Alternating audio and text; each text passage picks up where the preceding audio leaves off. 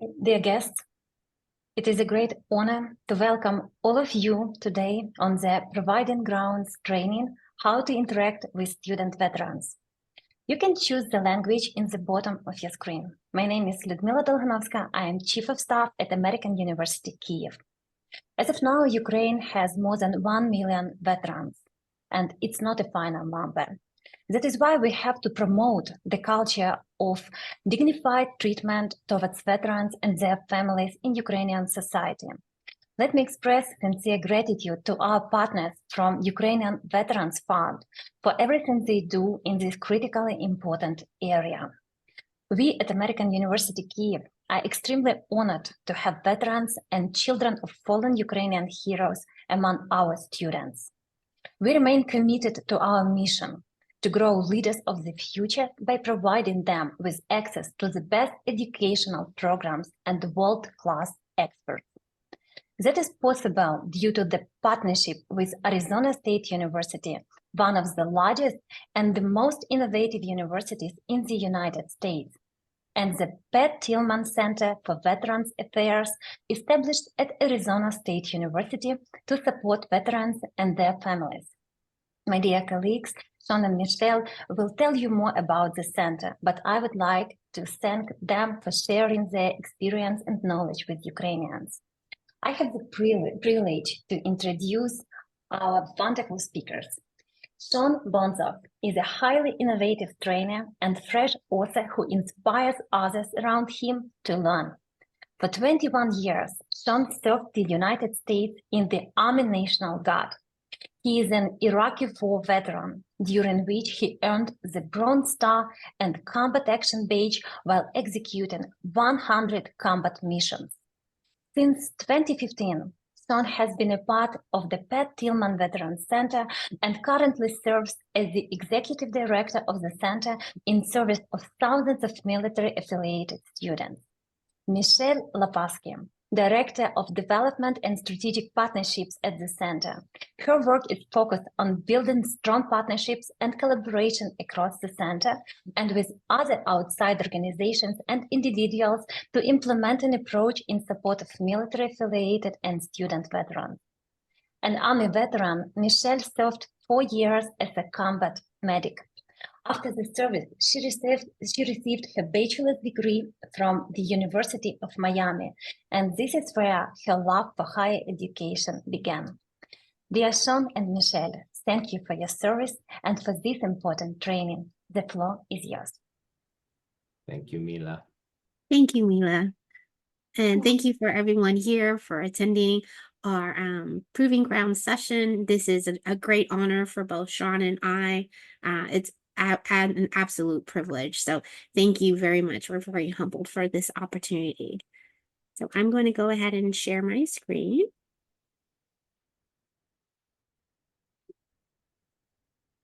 Sean, can you see this? I can. All right. I'll tell you, Sean, that was probably the best introduction we've ever had. You know, I don't know, but I think we can just stop because that was fantastic. That was fantastic. I know. But we should go on. It's a good thing it's recorded, so then we just show Mila doing that every single time. I know. Yeah. I'm going to put that in my resume. I know. So we just for full disclosure, the way that Sean and I present is to have this more engaging, more fun, really showing our personality, because the topics that we talk about are serious and they're important, but we still want to make sure that we show the human side of it. Both Sean and I, being veterans ourselves, we really want to show us as just humans and how we are and how we engage. And that's the first step when working with student veterans. It's just remembering that they're just humans and they have personalities and they have their likes and dislikes. And so, right, Sean? And some of us have hair and some of us don't. Right. And Michelle and I always put our pictures in here just in case you get us confused. A lot of people, they forget, but the hair really shows it, right? Let's move on. So we love to start our presentation with our why. It's a video showcasing our students during graduation. So I'm going to put this on. Apologies for the lag in the video.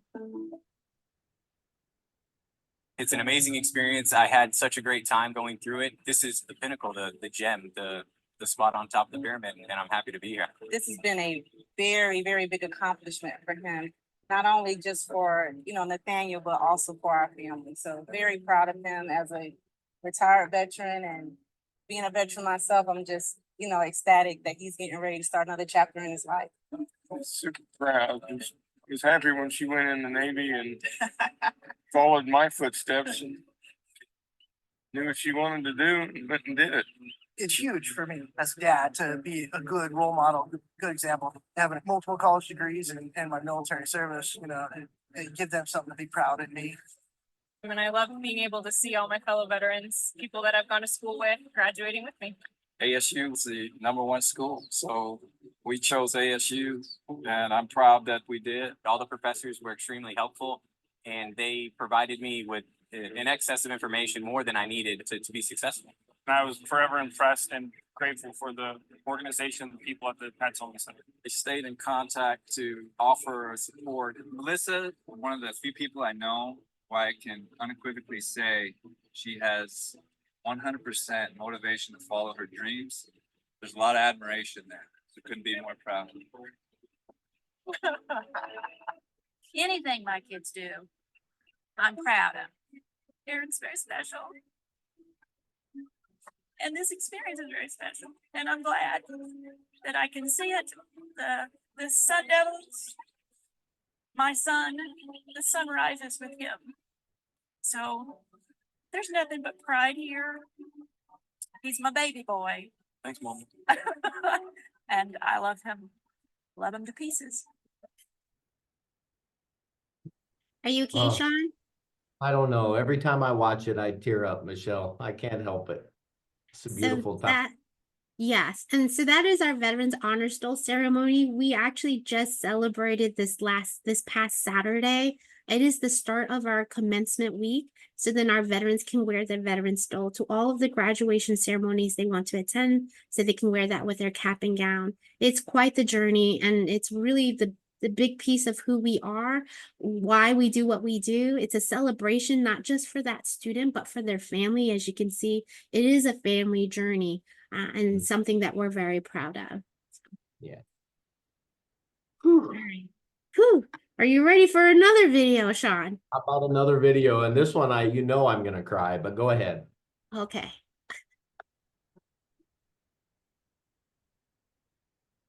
Oh, hold on.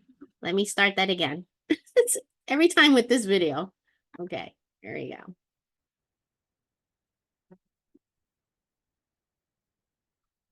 So my rule, the furthest back that I can remember, World Trade Center, September 11, 2001, is really what set me off on my military journey. I actually joined the Air Force because they were able to get me in the soonest at the time. And they told me about canine handling. That's kind of what I wanted to do. After the Air Force, I think that's when my story really started, what got me at ASU today. My 6th attempt at voc rehab. I guess it just finally came at the right time where I had a little bit of savings. So I was able to kind of follow through with the program finally. My 6th time I walked in there and I was practically on my knees crying. I was in a position in my life where I almost went to prison, and I needed an out from the lifestyle that I was living. And I knew that part of that was finding my next career, finding my passion, trying to strive for better quality of life for my family. So my post-military passion has been that I want to help veterans. I find pleasure in doing it because I know what I've been through, and I guess I don't want other veterans to have to go through what I went through. So like, if there's anything I could do, like any bit of something, even if it's just having like that one-time conversation, if I could somehow affect the veteran's life for the better, that's my passion now. I'm president of the Student Veterans Organization, which we're building a veteran community out of that. something that I needed out of the military was some community camaraderie. When I first applied for ASU, the sticker, the honor sticker, was one of the first things I received in the mail after I was accepted into ASU. When we look at the back of the sticker, it says, snap a photo of your honor sticker, tag us on IG as Sun Devil Vets. We use hashtag Sun Devil Vets. But at the very top, it says, what does honor mean to you? This right here, to me, like if I could wear a backpatch that said honor, that had this right here, I'd wear this all the time. You know, I'm even thinking about getting a tattoo of this. Like that's how much it means to me. The connections I've been able to make with my fellow students, with some of the staff, to me, that's an extension of my family. It's something that I've been pursuing for a long time, and I feel like I finally found it. And a lot of people are like, man, how do you do this all the time? Like you're always working and you're a full-time student. How do you do it? You know, the thing is, like, I don't feel like I'm working. I feel like I'm following my passion. And I think that's honestly, that's what keeps me going. And the Pat Tillman Veterans Center, by giving me a chance, by taking me on board, he's giving me that opportunity to pursue my passions. Yes.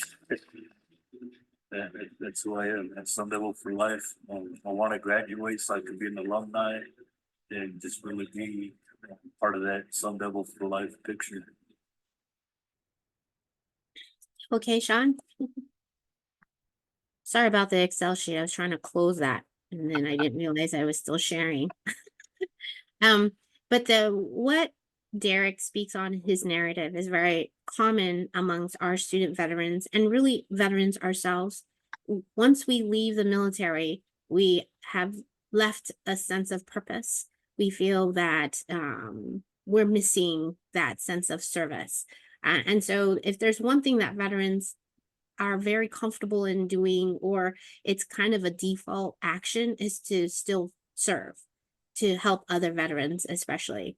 As you heard, Derek spoke about how he almost went to prison and all the trials and challenges that he's gone through. A lot of that idea of that transitioning and coming back to home is very difficult for our veterans. And so providing them a sense of purpose again, that they do matter, that they can continue to serve, is what we tell our students. So, Sean, you want to share anything? Yeah, I just, can you go to the next slide, Michelle? This Sure. is really important, I think, for everybody to understand. It's every story means something. So you're going to hear this today. Michelle's going to tell you a little bit about herself, and I'll tell you a little bit more about myself. The thing is each of us, we have our own story, and it matters. Every person matters, and my story is different than Michelle's. Michelle, tell them your story. Okay, so I was a medic for 4 years. I actually was deployed during the Bosnian. I was part of the humanitarian effort in helping the Bosnians with what they were going through. I was part of I-4 and S4. And then after graduation, I moved around a lot, came here to Arizona, and I've been here since 2015. And I moved here from New Jersey. She always likes to put the New Jersey plug in there. So, Mila spoke a little bit about my story. Of course, you heard that I served 21 years.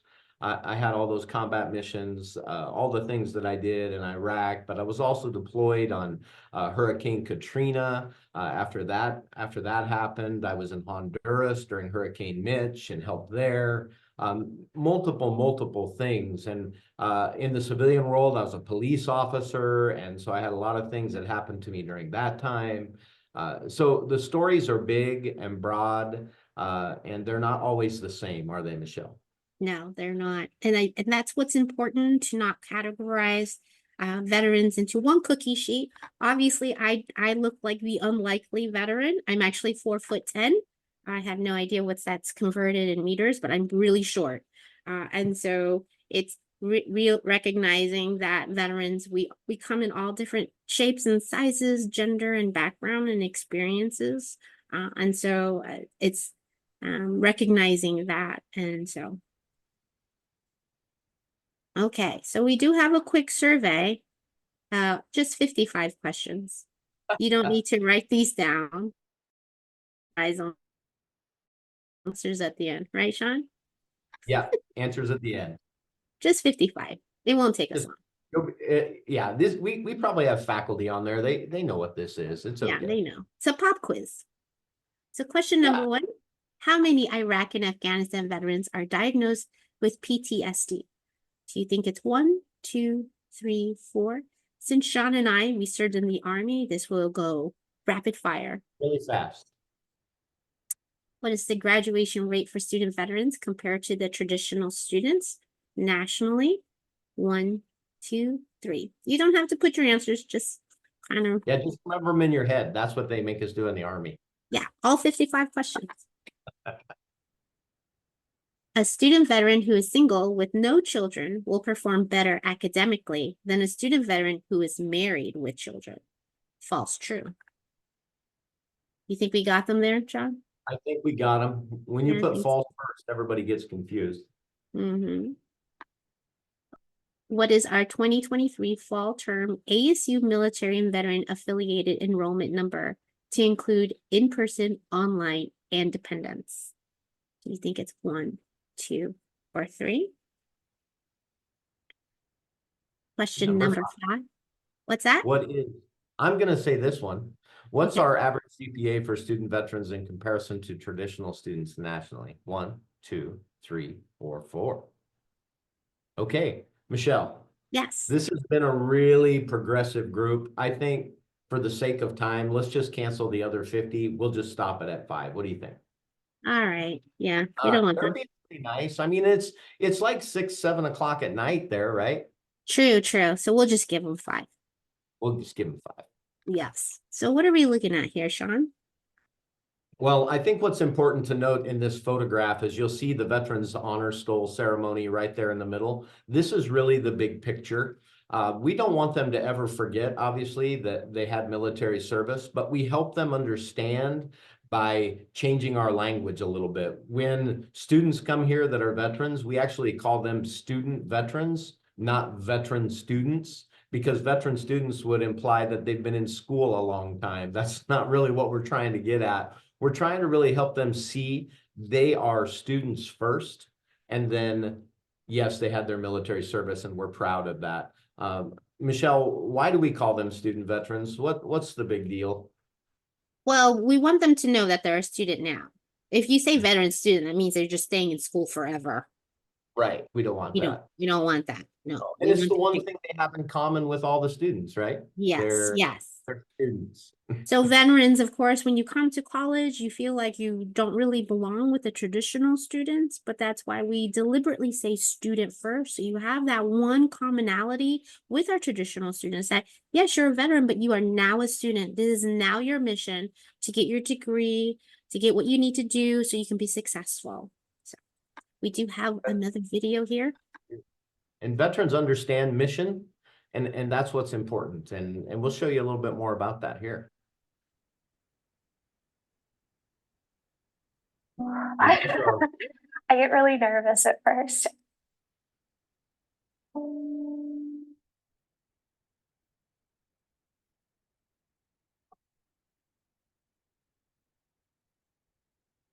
I chose the Marine Corps because I want to be a part of something bigger than myself. I always knew that I was planning on joining the military. It was just a matter of when. My family has had somebody serve in the military since the Revolutionary War all the way until me now. So that was kind of a thing that I wanted to carry on. Grew up around a lot of military. I knew I wanted to go into medicine when I was coming out of high school, but I didn't really know kind of what route I wanted to take or how I wanted to go about it. To me, signing a military contract was an easier decision than signing my life away in loans. You know, we didn't grow up with money. I had no idea how I was going to pay for school. So I knew that joining would help me to get through school. I joined the military out of something that was inside of me. I don't consider myself a hero, or I just did my job. I think a hero, the term hero is very, societal formed. And everyone is a hero in their own right. I don't think I've made my mark in the world yet. The concept of a hero changes even as you grow up. To know that you've stepped into that role just by simply signing a contract, going to boot camp, and then coming out to do your job feels odd. When someone says thank you for your service, it's always kind of awkward, but I honestly don't mind it at all. I always just say it was my pleasure because they don't have to thank me. They take time out of their day to thank me, which is huge for me. I feel very honored that we live in a time period where people appreciate our military service and value the importance of people serving. It's also a team effort. Thank you for being a good citizen. Thank you for voting. Thank you for being working part of this economy and contributing to towards this economy. In a sense, all of us citizens of the United States should be thanked for our service because in one way or another, we're all getting to make this country what it is. Other people never really assumed I was a vet because I don't look it. I'm not a male. I usually get a shocked response, how young I look or how I may not be perceived as a veteran just because of my presentation. They're always surprised, like, really, you served? Like they would say, you're so thin. How would you carry around a gun or, all that stuff that you have to carry around? And there's a way. I've dealt with more like the negative stereotypes of being a veteran, like we're crazy or we're all disgruntled or, the whole PTSD thing. We're not all broken. I guess we did our job and we came home. The stigma with a veteran and people who have served, they think that they just jumped out of airplanes every day and were in the jungles and doing everything like that when that's not always the case. There's actually a lot of jobs where you don't do that every day. Even within just one branch of the military, my experiences in the Air Force are completely different than other counterparts. I think it's really important that people understand that everyone is different and that, being a veteran is just a part of your identity and that everyone has, this huge kaleidoscope of things that make up who they are. And so being a veteran is just one aspect of that. It is You crazy okay, when you think about how young our veterans are.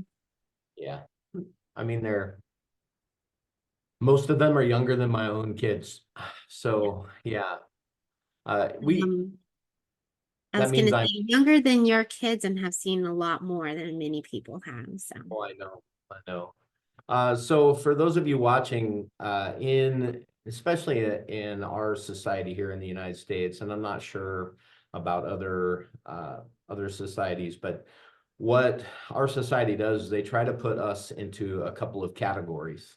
Michelle and I have been trying to change the conversation and change the stigma.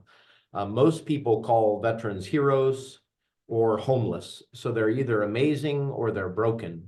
But I can tell you that 99.9% of all veterans that I know here in the States don't classify themselves as a hero because we actually reserve that for those who have given their life.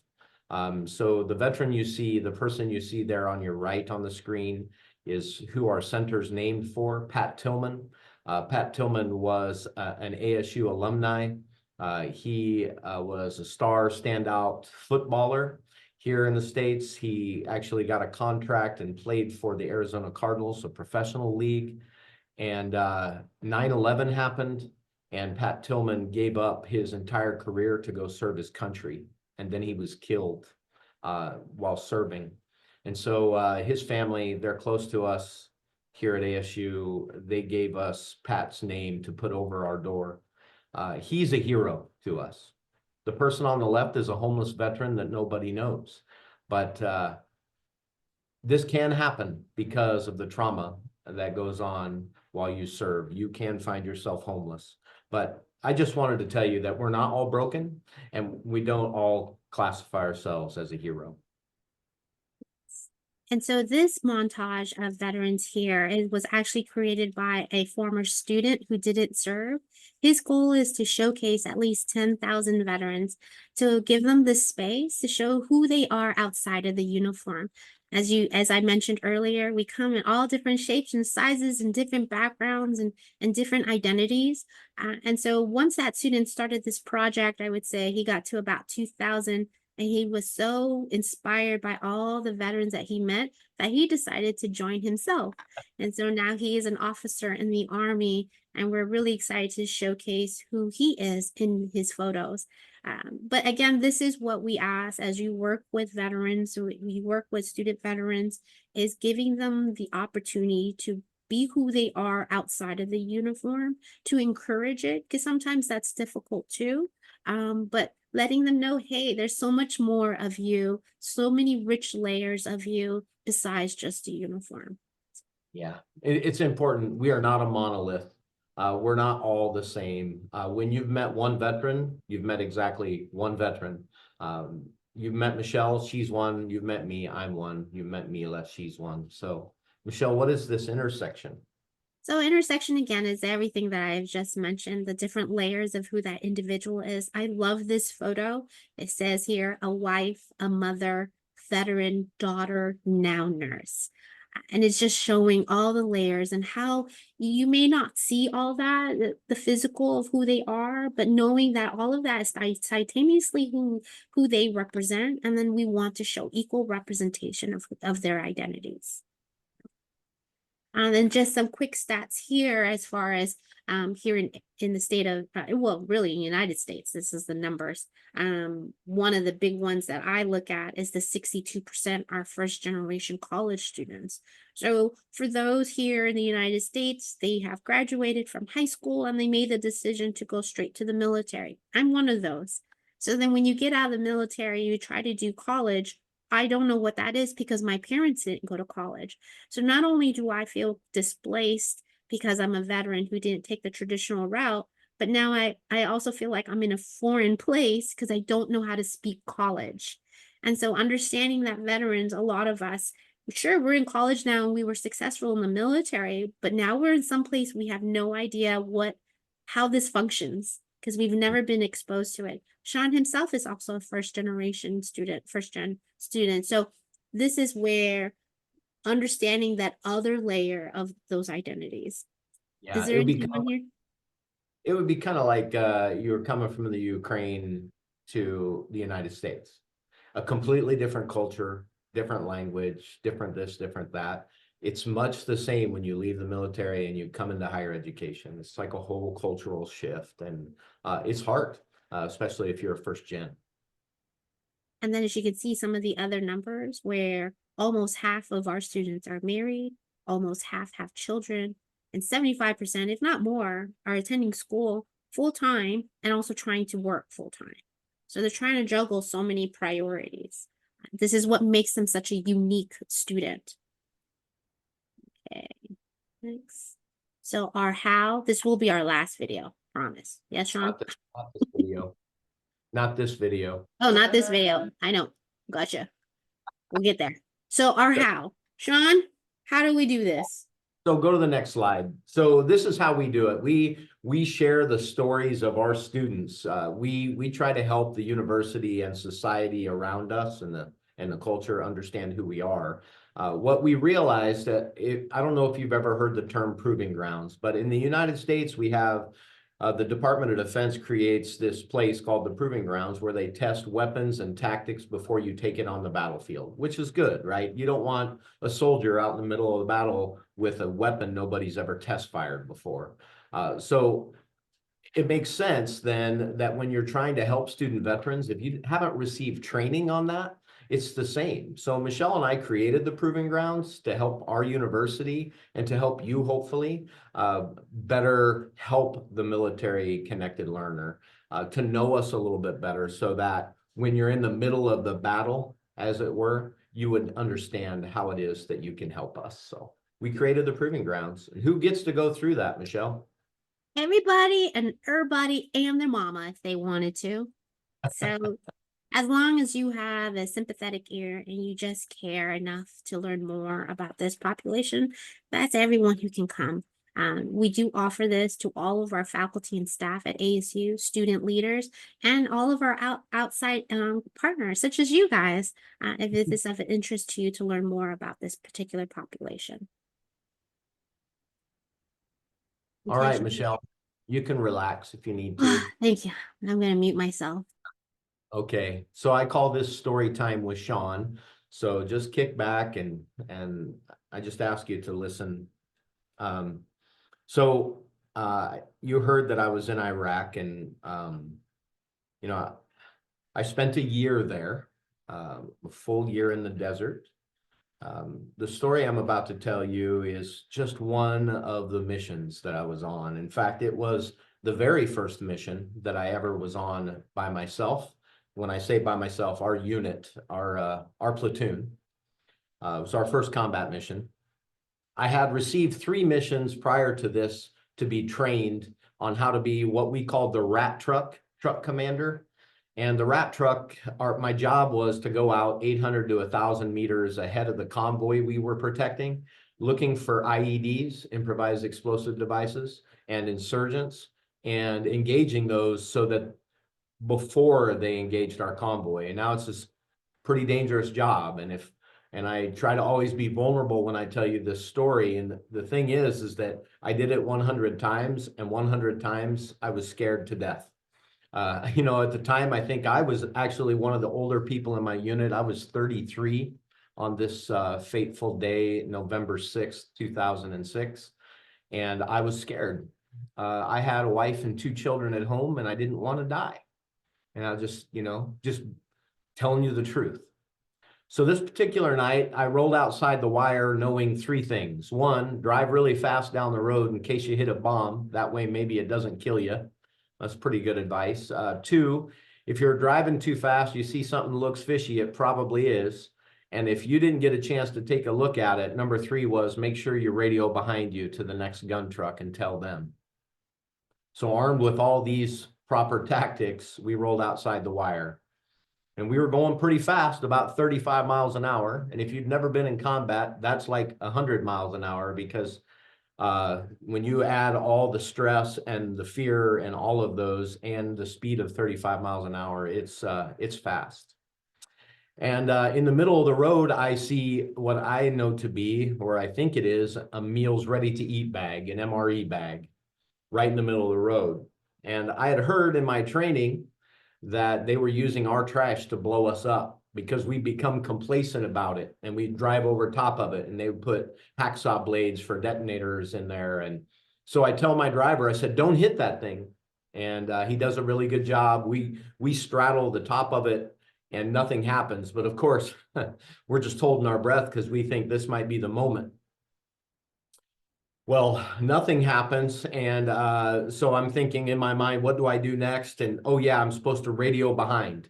So I grab my microphone and I say, lead, this is rat. Be advised, MRE bag in the middle of the road. Looks kind of fishy. You might want to take a look.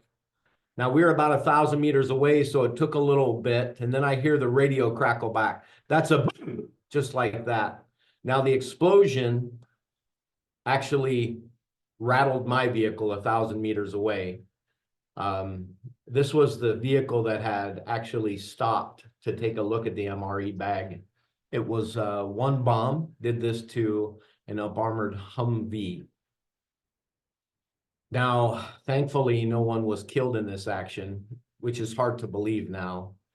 But up in the top in the gunner's hatch, my good friend Dennis was leaning out to take a look at the MRE bag when an insurgent hit the detonator and blew up the vehicle. Dennis was medevaced out, as were the other 2 in the vehicle, and Dennis had what's called a TBI, a traumatic brain injury. It was bad enough that they had to fly him to Germany, to the hospital to get taken care of. And I just want to pause here for a second and tell you that I was the highest ranking person on this mission.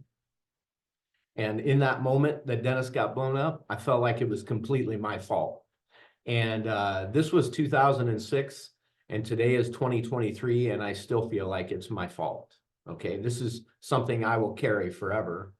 So Dennis gets flown to Germany, and he's told that actually this concussion and this percussion of this bomb is manifesting in multiple sclerosis, and you will be in a wheelchair the rest of your life. So now I'm not only to blame for the bomb that blew him up, that gave him the TBI, but now he's in a wheelchair. And he was 24 years old.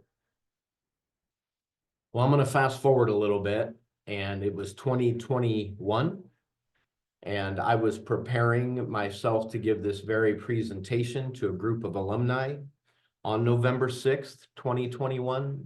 I was driving to work, and I heard from one of my buddies in my platoon that Dennis had taken his own life by suicide on the anniversary of the day that I missed the bomb that blew him up. Now, I share all this story with you, not for pity, but to tell you that there are many veterans, and the veterans that are going to be coming in from the front line and going to school, the University of Kiev, they're going to have stories like this. They're going to be full of what I call trauma. And so I try to help student veterans here with these things. And I needed something to help them. So what I did is I created what I call the 5 L's, and I wrote a book.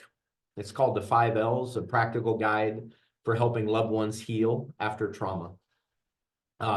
I wrote the book and I dedicated it to my wife, because when I came home from Iraq, I was kind of a mess.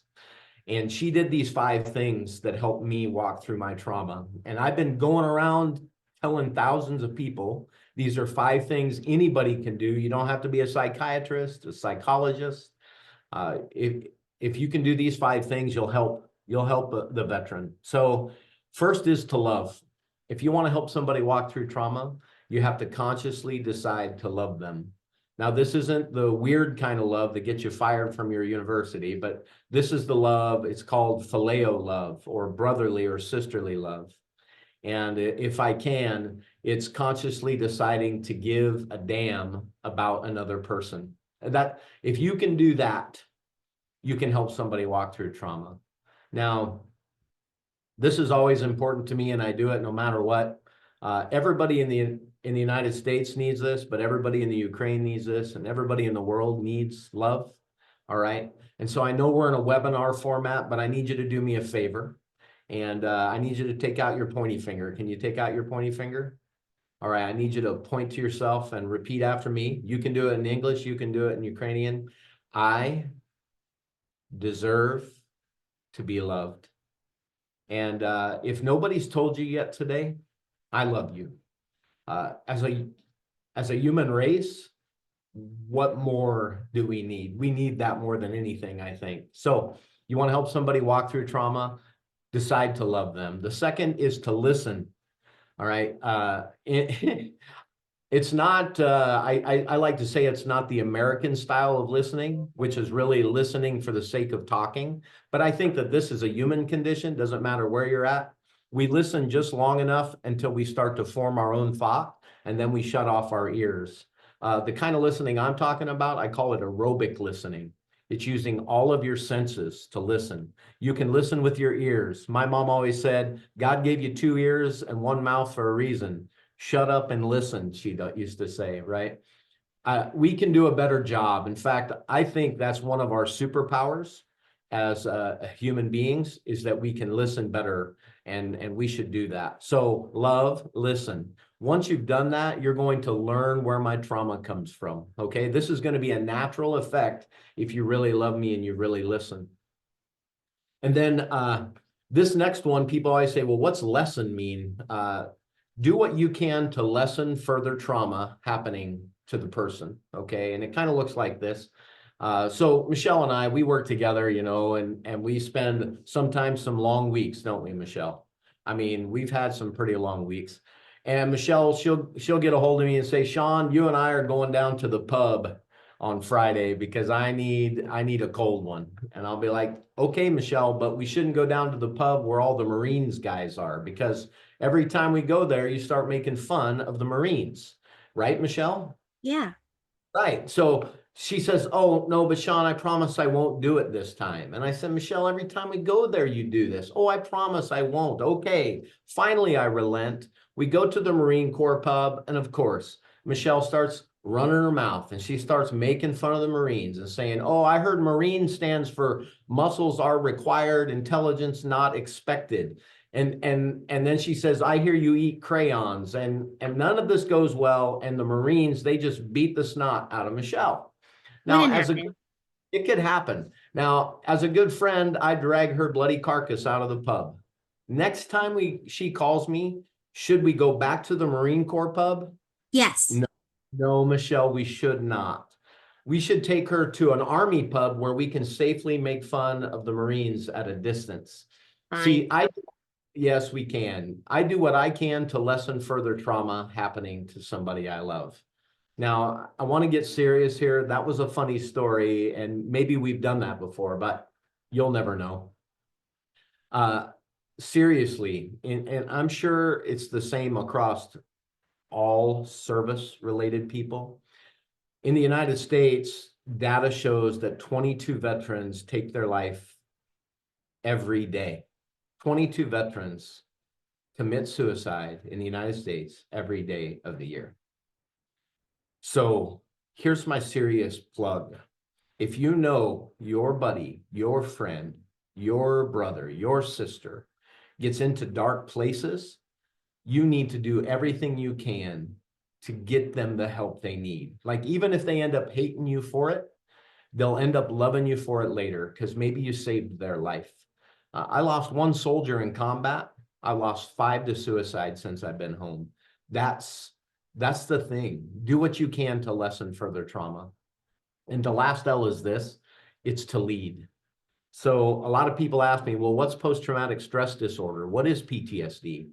And I try to break it down Barney style so that you understand it. I will never, ever again be pre-war Sean.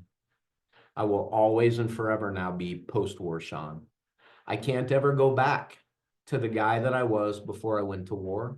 I'll always be this person now. What's that look like practically?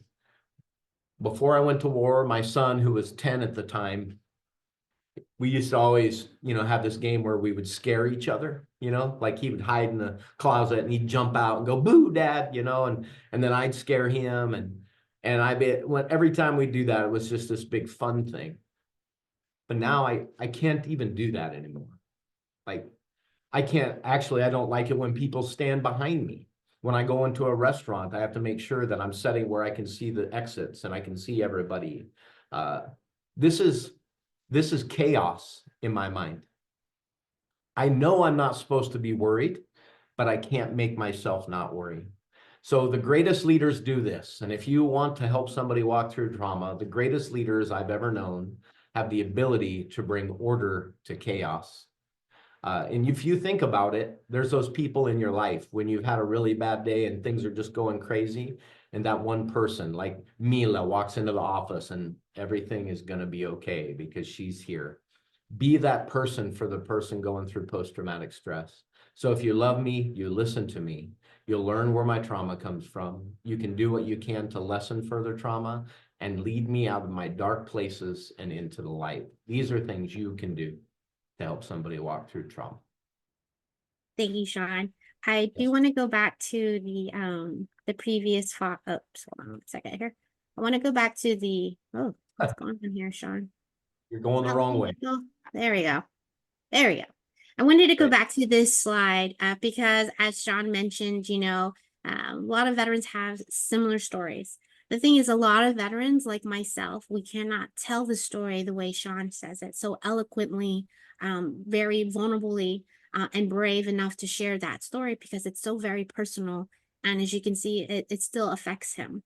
For me, mine is November 5th, 2007. A very similar story, but my friend, she did not make it home.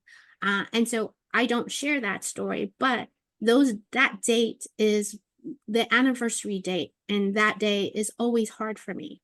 So for those, if you do see a veteran who seems kind of off that day, it may more than likely be an anniversary day, a day that's the worst day they've ever experienced. So when you see that, it's just offering the space to just say, hey, I noticed that you're a little off today. You want to come in my office? We can talk, or, you talk and I'm just here for you. A lot of times when someone has gone through trauma, and they may act out or they may close in, it's just because they don't know how to deal with those emotions. But offering a space that is both safe and brave for them to just sit in that and knowing that they have someone that they can trust, it's really important so then they can go through that process. So yes, we do have quite a few who have gone through similar stories. All right, so then we do have a video, last video here.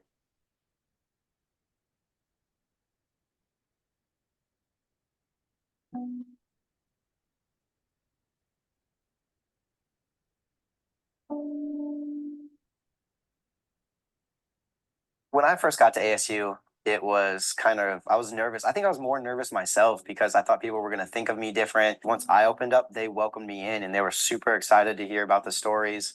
They loved asking me questions. I like to have a good balance of like veterans and non-veteran associates. We are very open to diverse communities and to diverse communication. We're used to it. Veterans that love math, that love art, I love sports, the engineers, whole different backgrounds, like different majors. Trying to understand the soldier or the veteran, the Marine, and getting an understanding of their background and their experiences. Just questions like, what did you do? What was your job?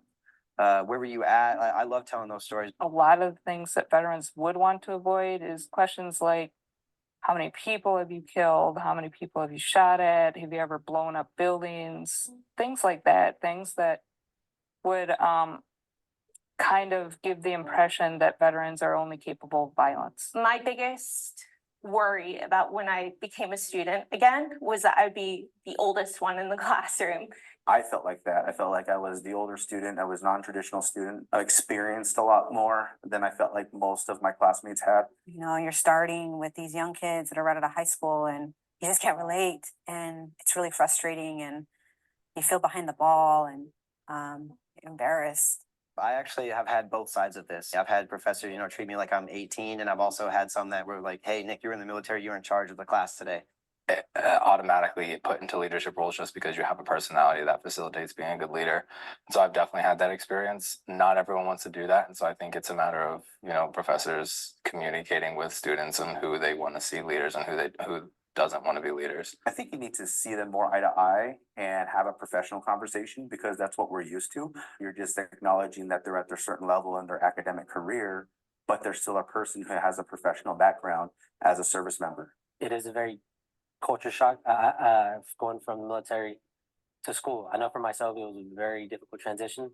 A professor just put me aside. He said, hey, I've noticed your work.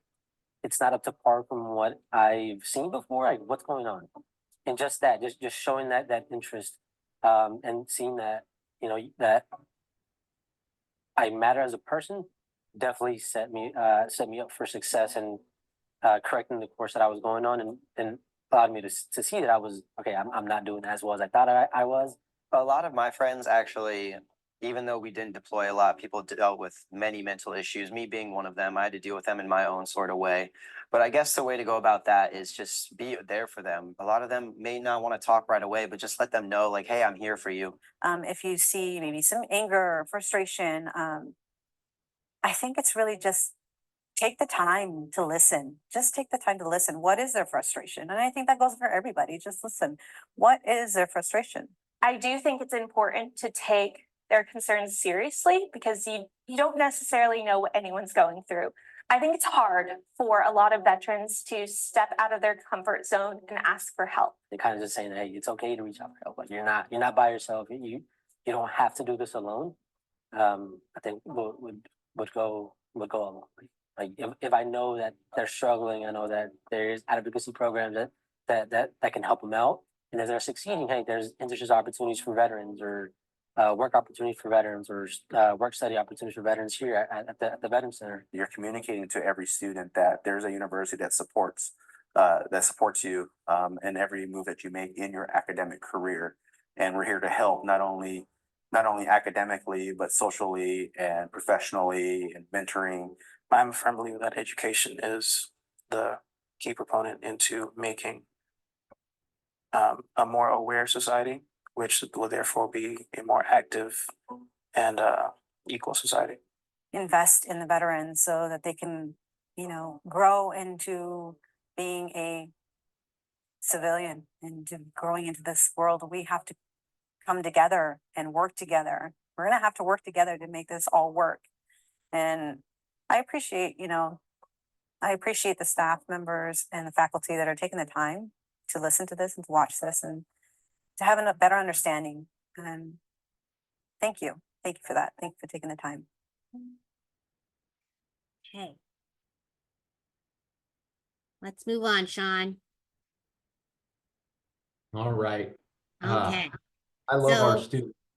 Yes, do love our students. So for those in the audience, if you can put in the chat, what do you think is the #1 obstacle that student veterans face at the universities? Go ahead and put your guesses, what you think that is.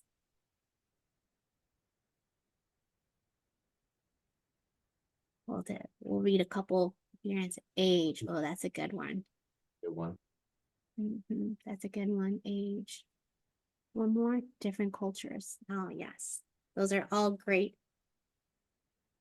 other responsibilities. So these are all very good answers, but the #1 obstacle that veterans face when they're at the university is money, is finance. At least for our students, because they are using the GI Bill benefits and having to adjust to that. It's, I mean, over there too, after you serve, it's trying to deal with, okay, how do I pay for school? How do I go to work and pay for school and still support my family, and juggling all of that? So when our students do come to our welcome events, we tell them the 2 common things that they have with the traditional student is, 1, you are all students, you're trying to get your degree, and 2, you're just as poor as a traditional student. Right? Not sure if I, should buy food or should I go out, So it's things like that that we try to showcase that, yes, there's all these other elements that is difficult for that veteran, but it's really the money, the finance, which is really everyone, right? On how they can go to school and still support themselves. So that's #1 obstacle, at least for our students. And then the T word. I am not a big fan of the word transition. Here in the United States, it's become the default in defining a veteran. The thing is, at a university, every student is transitioning. You have that very young student, maybe the first time they're going to college, or someone from another country coming to your college. Every student is transitioning, so it shouldn't just be specified for veterans. And #2, transitions become a crutch for veterans, right? So whether the veteran was to say, oh, I'm transitioning, I need this, I need that, or for you to feel as if you have to give this special extra service because they're transitioning. It doesn't seem to empower. So for me, I love the word transformation. This transformation is empowering them, letting them know, look, you're transitioning like all other students, but let's transform you into a 2.0 version. Speaking of 2.0, Sean, don't you have an example? I do. Raise your hand. You can't really raise your hand. Have you ever seen the movie The Transformers? The Transformer movie? Oh yes, the Mark Wahlberg movies? No, it's not just about Mark Wahlberg, Michelle. But anyway, within that movie, my favorite character is Optimus Prime, right? Optimus Prime is this, he's this alien robot, but we see him as an Autobot driving in as a semi, right? But then he's like, boop, boop, boop, boop, and he becomes, yeah, Michelle, boop, boop. He becomes this really awesome alien robot, Optimus Prime. He will always and forever be a semi. But when he transforms into the best version of himself, he is Optimus Prime.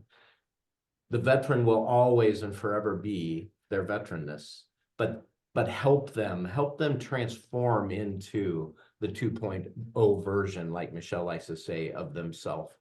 Here's one thing most people don't realize about veterans. In the military, and I think it could be everywhere. It could be Ukraine, it could be the US. It can seem like you're only good at what the military told you you're good at because you get training in what you need to get training in and you become good at that. When you get out, you're not really sure you can be good at anything else. As staff, as faculty, as friends, and people who care about them, help transform them into the things that maybe they're passionate about, the things that their hidden talents that they haven't let shine in a long time. It's kind of a big deal. So help them transform. Sean, what's SME? A SME is a subject matter expert. Everybody in the military, when you get the training that you need to be a supply sergeant, to be a commander, to be a sergeant, whatever that looks like, you become the subject matter expert all veterans, I believe, when they come out of the military, look at people in the university as subject matter experts. So you need to know your job really well to be a subject matter expert. And if I'm not mistaken, most of us don't know everything there is to know about our jobs. Even me, even Michelle, even Mila, we don't know everything. But be upfront with the veteran. Talk to them like they're adults. They're not the traditional 18-year-old student. They've been in a career. Tell them, and they've heard and seen, and just like I told you my story, they've been through very difficult things. Just be upfront with them. Tell them, I don't know, but I will get you the answer. Right, Michelle? Yes. Yeah. And then lost in translation, Sean, real quick, what's that? Well, you know, here's the thing, the way higher education hears things and the way the military culture hears things, there can be this loss of translation. And part of that, I use this story because it was important. We had an online student that was deployed to a location that was kind of a secret location, if you will. And the professor told the online student, I want you to write a paper describing in great detail the location that you are currently at. Well, for any normal student, that would be absolutely fine. Well, the military student told the professor, I can't do that. And the professor says, oh, yes, you can, or you will get a failing grade. No, you don't understand. I can't do that. Well, they didn't make their voice heard the right way. But what come to find out is they were in a location, their commander had told them about operational security, that you should never tell anybody where you are, don't describe any details about it because it gets your friends and you killed. Now, the professor wouldn't know that. The student wouldn't know how to say that. So there are times when you might have students that get things lost in translation. Just do your best to help them understand. So we were able to get the student to talk about their chow hall, what it looks like inside where they eat, and what are the smells and how bad is the food, and they were able to do all they could for the assignment that way. Yeah. What's So this cultural norms? Cultural norms. So here in the United States, this is called the knife hand. And so we've learned the knife hand because it was instilled in us from the drill sergeant in basic training. The drill sergeant, that's how they talk to us. There are two things that veterans are very good at. We do not like to ask questions and we do not like to look helpless. So sometimes we have to conjure up the most confident person we know, and that would have been our drill sergeant. And sometimes veterans may approach you this way because they're uncomfortable, they're anxious, and they just want to get that help or ask the questions that they need to, which they're very uncomfortable in doing. So what we like to tell faculty and staff is a lot of the times that student veteran is not trying to be aggressive or hostile to you. They're just very uncomfortable. And this is the only way they know how to speak to you. Now, we ask that you do not do this with them because then that becomes, someone might hurt themselves, right? But just recognizing that they may be coming to you, may seem like they're angry, but they're full of so many emotions and they're really just coming to you for help. Yeah. And also because veterans, we are very upfront. We do have a dark humor. We do come from a different type of space, and our candor can sometimes be a little abrasive, but knowing not to take it so personal, but then also letting them know, hey, this is probably not the place to speak that way. But then again, speaking to them as just another adult. So, Sean, you want to talk about self-advocacy real quick? Absolutely. I was on a podcast with Brendan Arnson, and he spoke these words that I thought were universal. The self-advocacy, for the veteran to advocate for themselves, they struggle because we don't know what we want or what we need. In the military, we're told what we want and we're told what we need. So advocating for that is difficult. We can't communicate what we want and what we need because we were told, you won't tell us what you want, what you need. We will tell you. So that makes it difficult. And we prioritize others' needs above our own. This is the good and the bad of being in service. We rarely know how to advocate and prioritize our own needs. And that's when danger is ahead. And then the last is really struggle with self-esteem. I have a pretty strong theory that when the veteran unplugs from a place of community, family, and brothers and sisters who they lay their life down for, when they unplug from that and they go into this new space in higher education, they are alone, and they actually start to wonder, because in the military, you're told you only have value as part of a team. And that's how you win wars. That's how you win fights. But in the civilian world, it's not the same. So you have to try to figure out how much value do I personally have? And they struggle with that. I know I do. I know Michelle does. So giving them a team to be a part of helps build their self-esteem back together. So we covered all of this here again, just reiterating that the hidden identities and what it is that veterans must go through, especially the importance of knowing that they do have families and they do have jobs and other things that are going on besides just being a student. But then, we've spoke about how the veteran, bringing in all of these different layers of who they are, but encouraging them to showcase the very best of what they've learned from being in the military, that they are leaders, that they are amazing team members, they are very mission driven. So asking them, hey, do you want to lead this in the classroom? Never showcase them right away as the veteran. Ask them first if it's okay to say that this is a veteran in the class, but giving them the opportunity to really showcase who they are in a very positive light. Because then again, it gives them this sense of purpose. You've never had a veteran in your class, they're always going to be the first one there. They're always going to sit in the room where that they can best see everybody. They're going to be very attentive.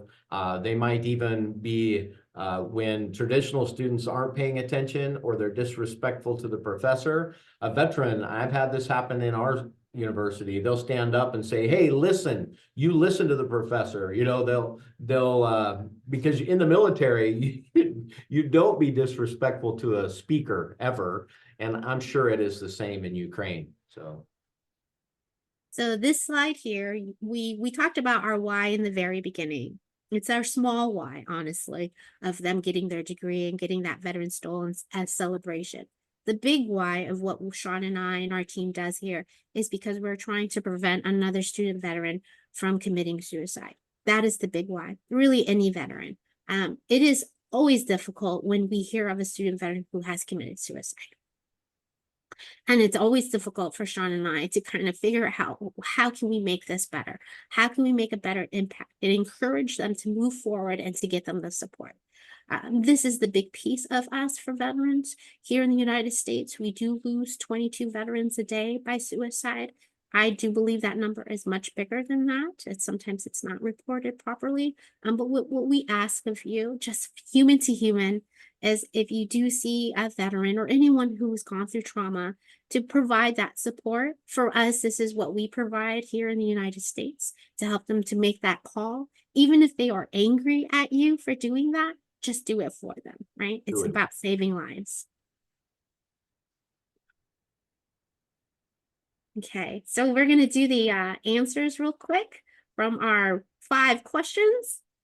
So a lot of you, I think, put number 3. Actually, here in the United States, it's 1 because PTSD means that they've been diagnosed at the Veterans Administration, at the hospital. Sean and I, we've never been diagnosed. So more than likely, the answer is number 3. And that's why the number is so very low. So. And then question number 2. We always make this joke, we will never show numbers that where the traditional student is doing better than our student veterans. So never. So this is us showing how remarkable our student veterans are doing. So 72% versus 66%. And then of course, this is false. With so many of our students who do have the family factor, they actually do very well in school because they do have their priorities straight. And this was a trick one, right, Sean? Because our number is actually not 18,126. What is our real number, Sean? 19,038 military learners that go to ASU now, which is the highest number we've ever had. And we continue to grow every year. We started in the year 2012, and we had 2,000 student veterans that went to school here. So now it's a lot more. It's a lot more. And then again, question number 5, of course, we're going to show our students shine better than the traditional students. So this pretty much concludes our presentation. And so the takeaways, we don't expect you to be a psychologist or a psychiatrist, a trained therapist, the one-stop shop. All we ask is that you be a friend, a supporter, a resourcer. All you're doing is helping another human at the end of the day, and that's all we ask of you. And so this is our team. And let me go ahead and close my screen there. Is there anyone who have any questions for us? I know we went a little over. Mila, we'll turn it back to you. Whatever you Yeah, like. thank you so much, Sean, Michelle. I would like to encourage our guests to put the questions into the chat if you have the questions. And while you are taken, I would like definitely to express my deep gratitude to you, Michelle, to you, Sean, for sharing your experience, for sharing your knowledge, and of course, for sharing your love with us. You just, pushed me starting thinking about like what a scale we have and how much we have to do. It's even difficult to estimate at this stage, like the demand and the steps everyone has to do to help our veterans, and at least a little bit to, to do something good. It's always be not enough, but at least something to do for them, to express our appreciation to their service. And let's see if we will have some questions, but taking this opportunity, I would like also to thank our guests. Thank you for being here with us today. We do really appreciate your time. We want to encourage you also be proactive and helping to build really community which can be worthy of our veterans. And of course, thanks to our team, to those who are behind the scenes, to our interpreters, to Maria, Andrei, Anton. Thanks for doing that. Thanks for giving us this opportunity to be this evening together and to talk on such an important topic. Thank you. Thank you. Thank you. Thank you, everyone. All the best. Take care of yourselves.